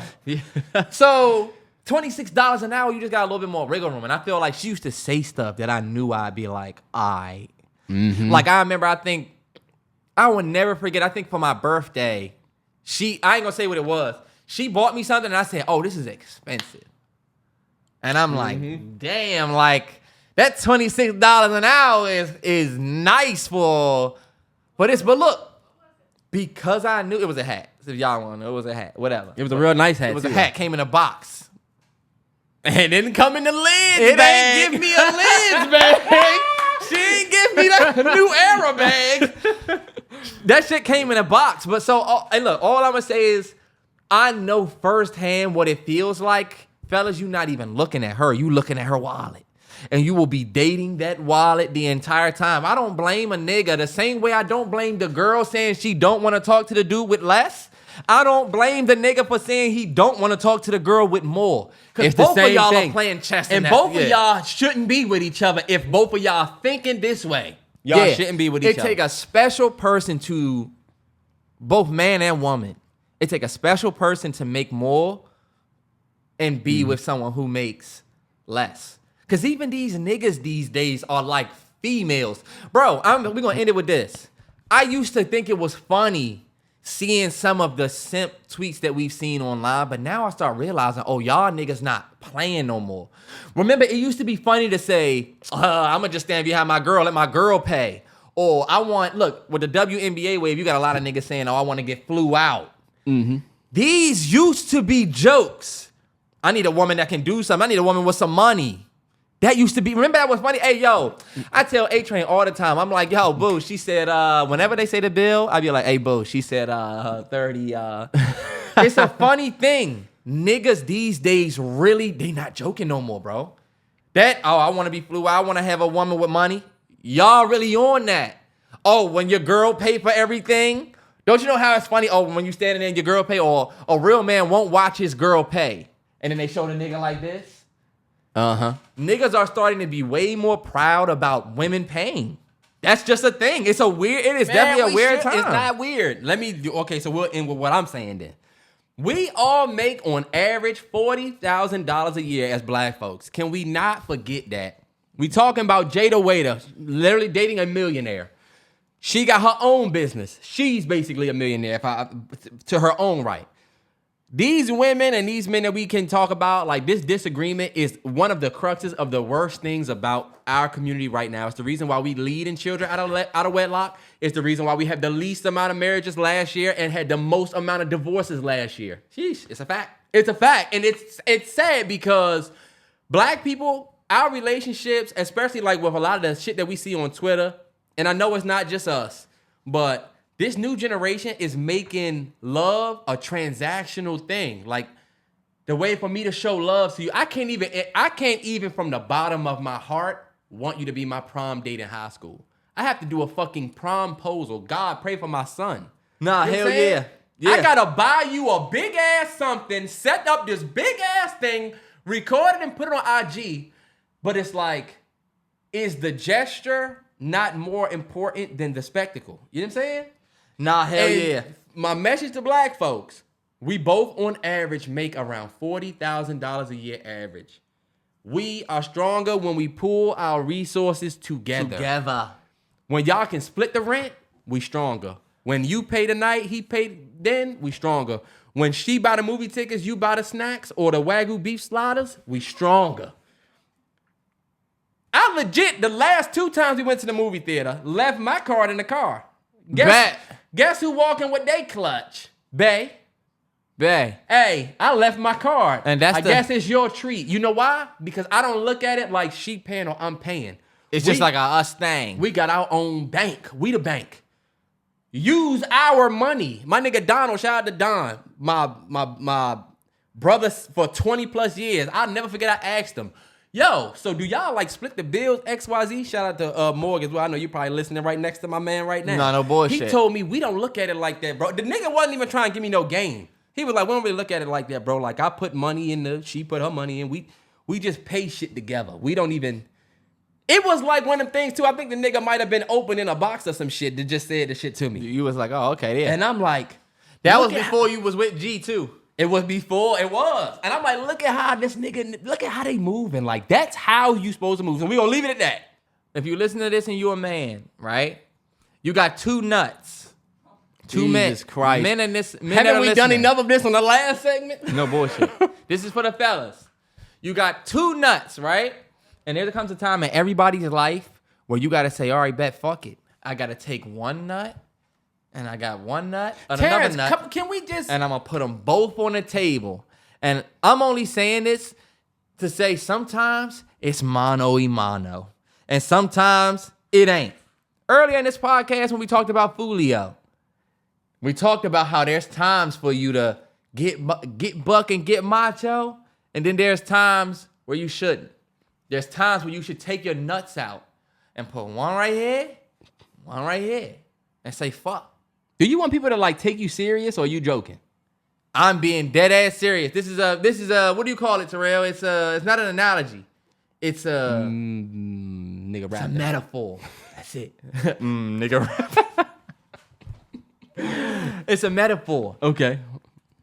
Put it like this. I'll give you an example when you should not put your nuts on the table. Me and A-Train was in the PetSmart, right? No, we wasn't at the PetSmart. We was getting Dad the grill for Father's Day. Got my father grill. Yeah, that was great. From everybody. It was dope. We in there getting it. We waiting for the lady to get us the grill. And we had Ella with us. A-Train's dog, Ella. I don't know if y'all ever seen Ella. Ellie. I should make her wake up and come and do Let a her cameo. sleep. It's fine. She's in her home. She's chilling. We had Ella with us. Ella's a pit bull. She's like a small, I would say she's like 65 pounds. She's not really that big, but she's like smaller, right? So me and A-Train standing there waiting for the grill. They got to get the grill down off the joint. Dude, Paul Wall looking dude comes and says, beautiful pup, beautiful pup. I said, hell yeah, appreciate it. A-Train, thank you. And I said, and then he said, yeah, I got a King Corso at home. He was about that size when he was 3 months old. This is the exact point where I said, now I'm faced with an opportunity. Pause that. I'm going to say it again. Beautiful pup, beautiful pup. Oh, yeah, I got a King Corso at home. It was about that size when it was 3 months. I told A-Train after he left, I said, who the fuck was that motherfucker?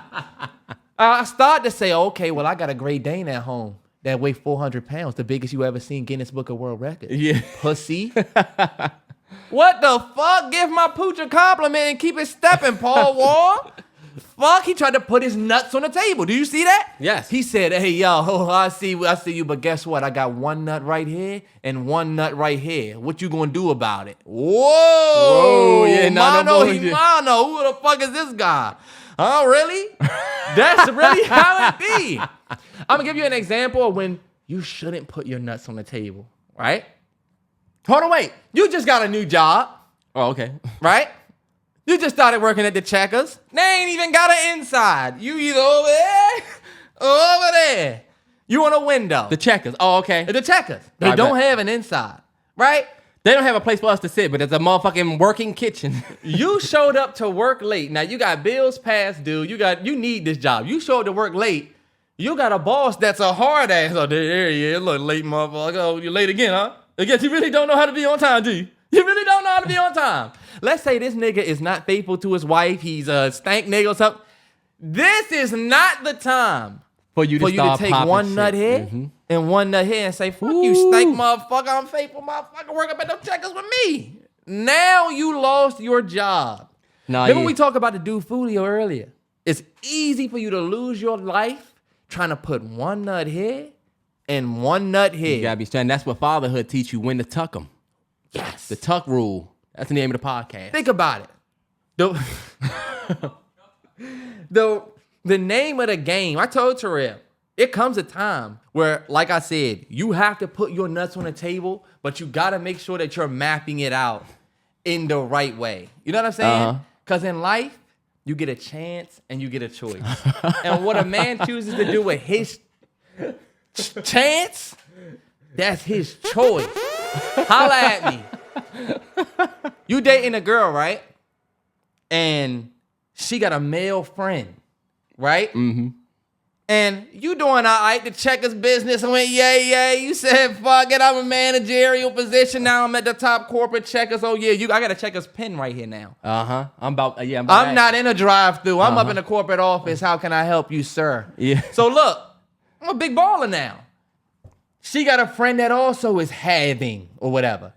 Let's say we go out bowling. Every time me and A-Train go to Seattle, we go bowling. Shout out to everybody who's out there. We go to West Seattle Bowl.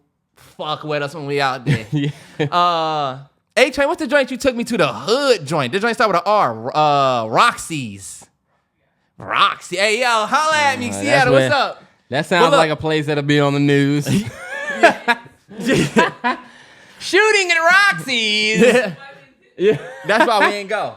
But look, y'all go bowling, and then, you know what I'm saying? Let's say y'all getting something to eat. Y'all could be doing whatever.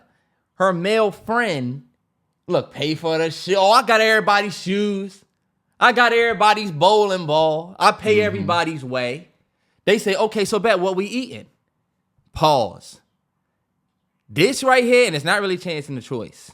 This is where you get to take one nut head and one nut head and say, you know what?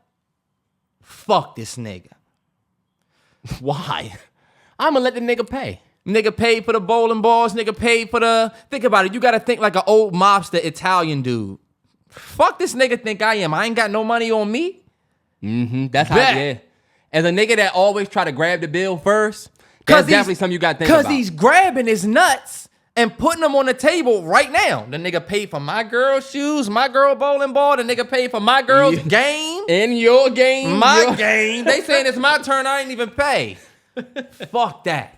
I'm getting my nuts, and I'm going to take one here, and Terrance, put them on the do you table to always show have niggas, to- no, hey, look, I'm not afraid. I got cojones. I'm using them. Or are you weak? I'm not weak. Or, I'm telling you, look. are your nuts really this size?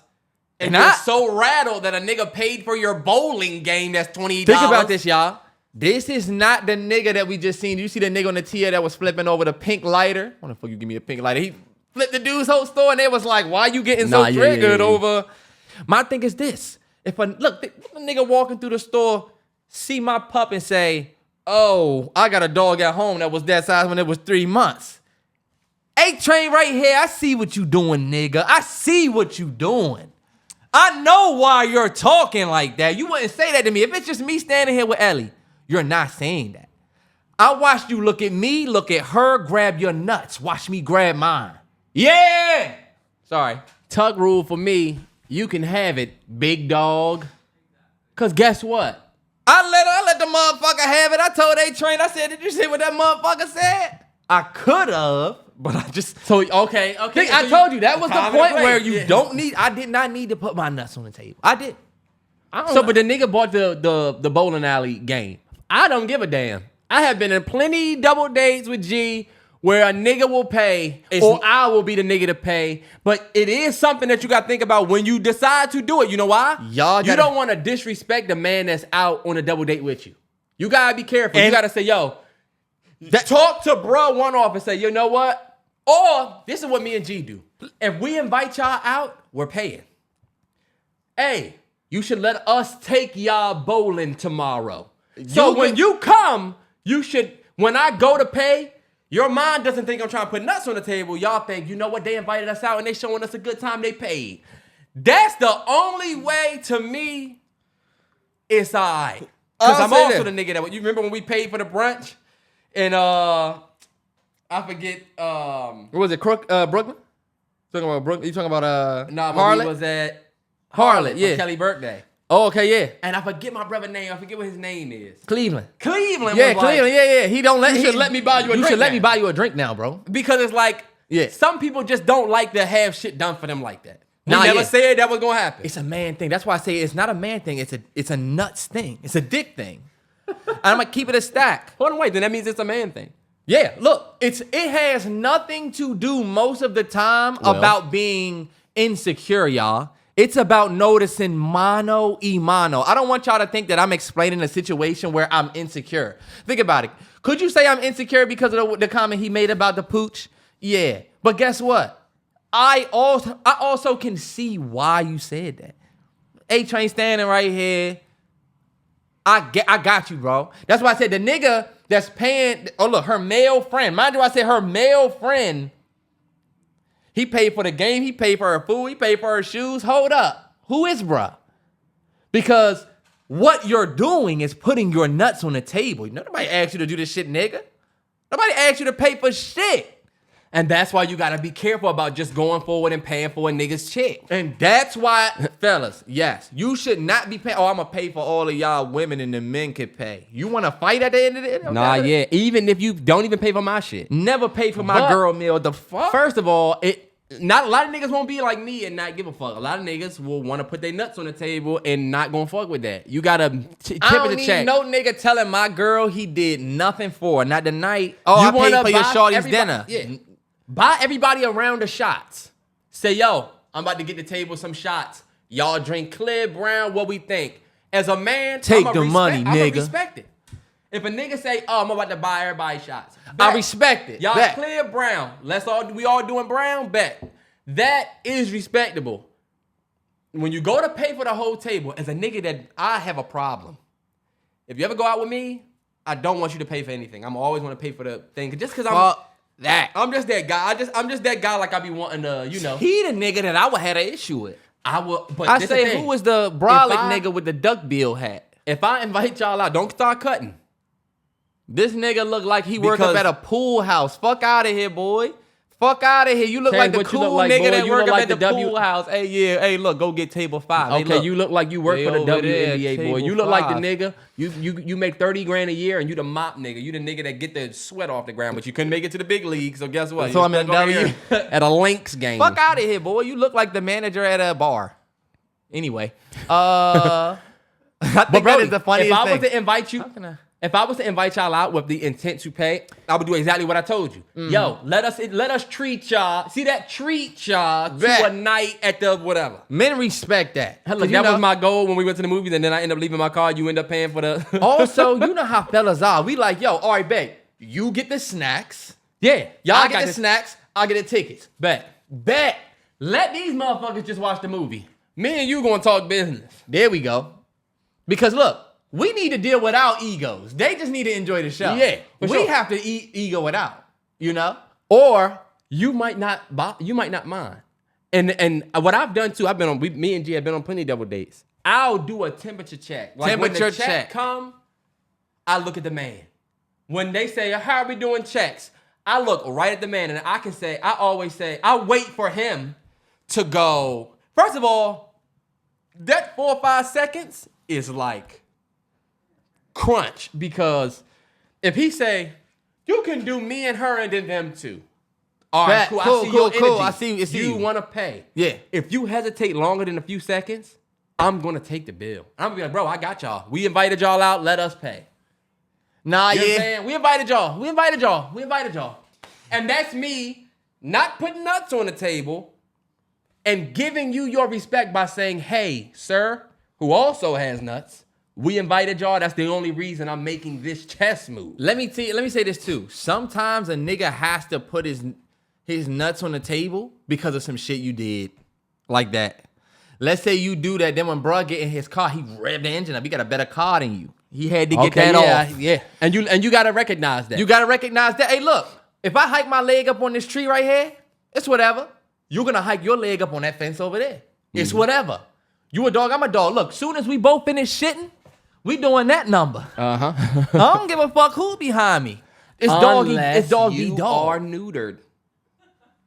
Unless you don't got not near nut, then you say, oh, he's gonna pay Joanne. He's paying.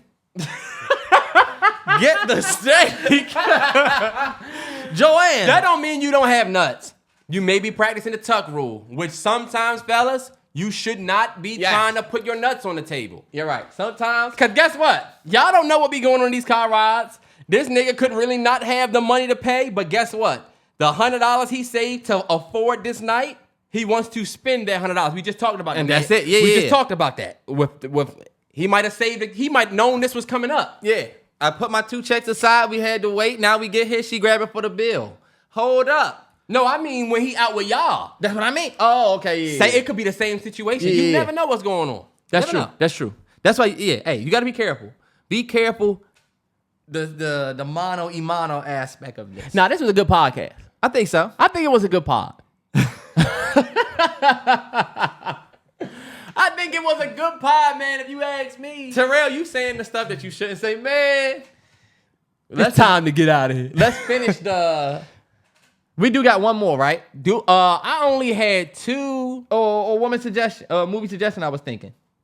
No, let me ask you this. Agree to disagree real quick. Bet. 1, lemon pepper wings are overrated. That's the statement. Agree or disagree? Agree.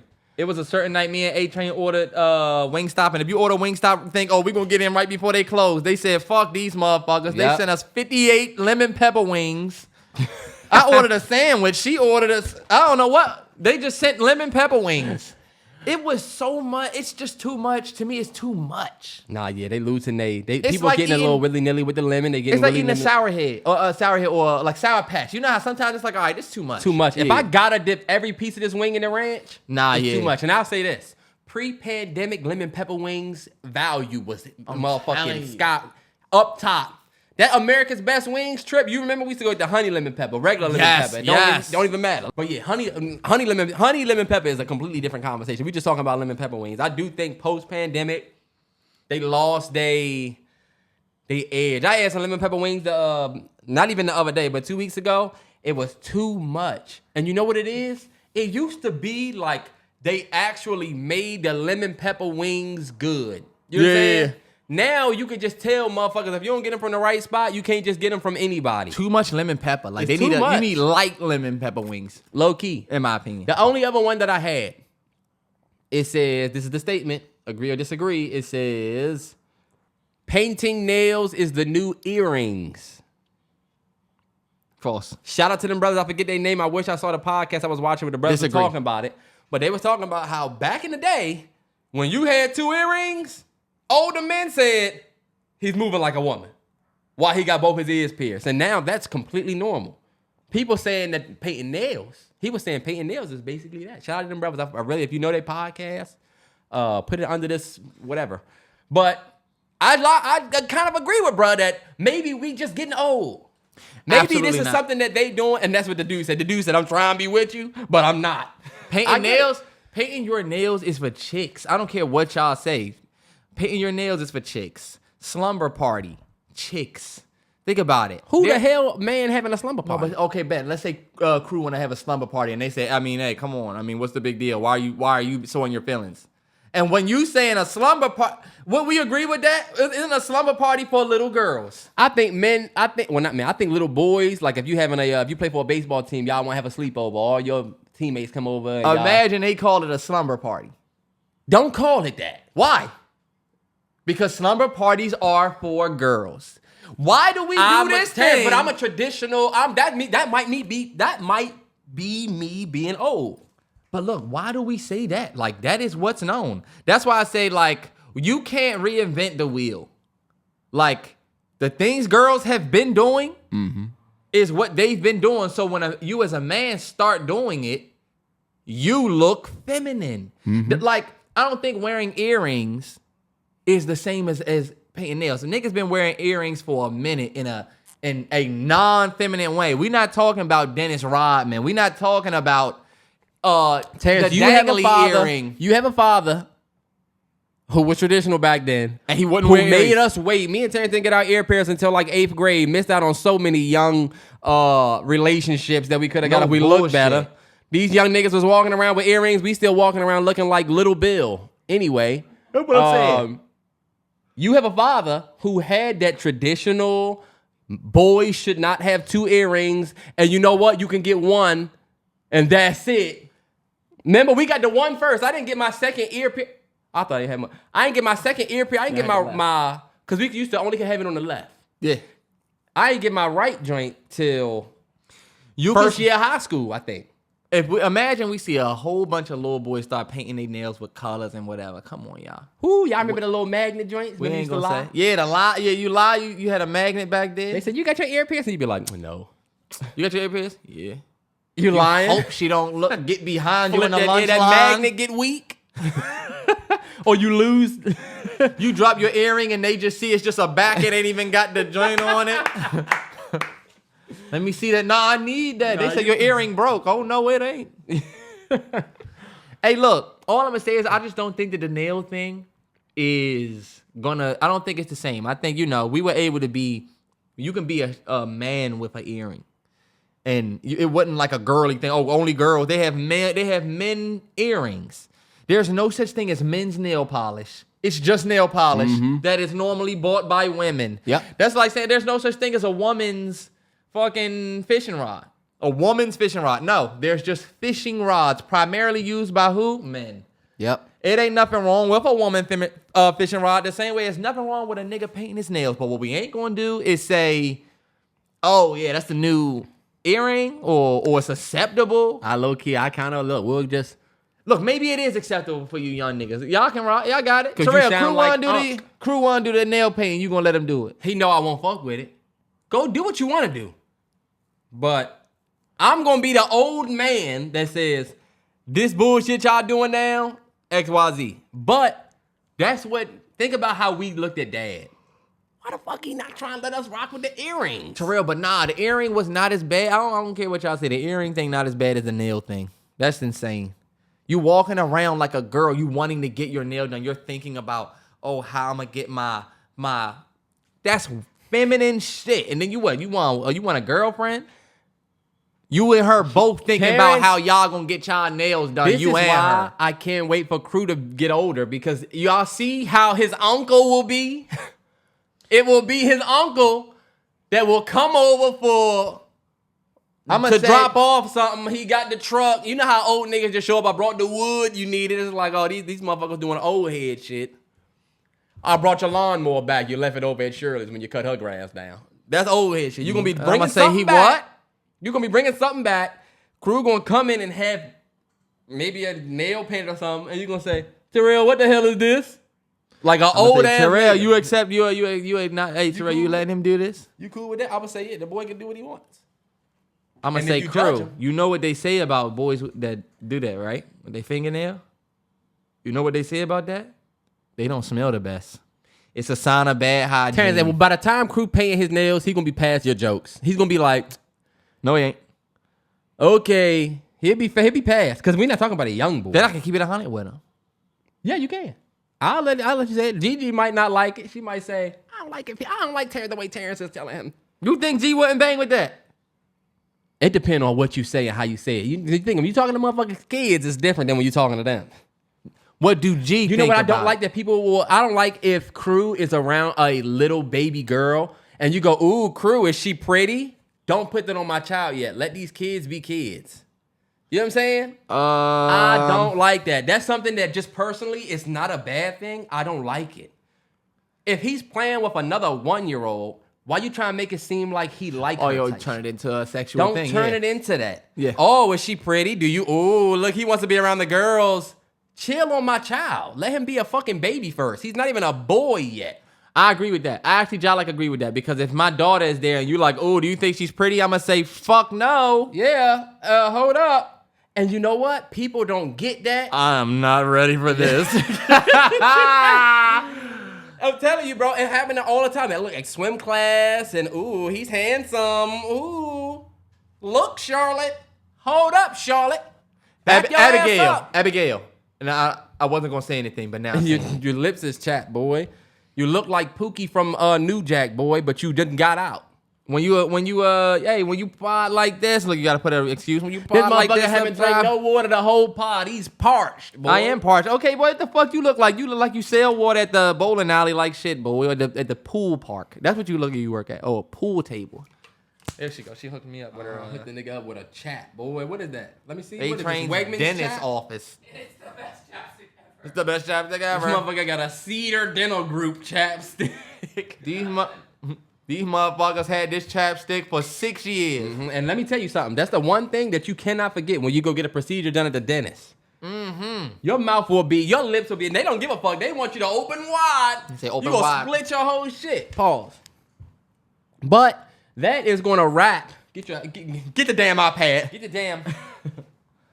But that's going to be it for episode 207, man. Once again, shout out to all of the Realest 9 supporters that live in the state of Maine. Up there in the upper corner of the United States. We rock with y'all heavy. Episode 207, added across. You know what we do. You already ran it. No, I'm running now. There we go. I bet. Nah, yeah, y'all. Hey, be safe outside. It's hot than a bitch.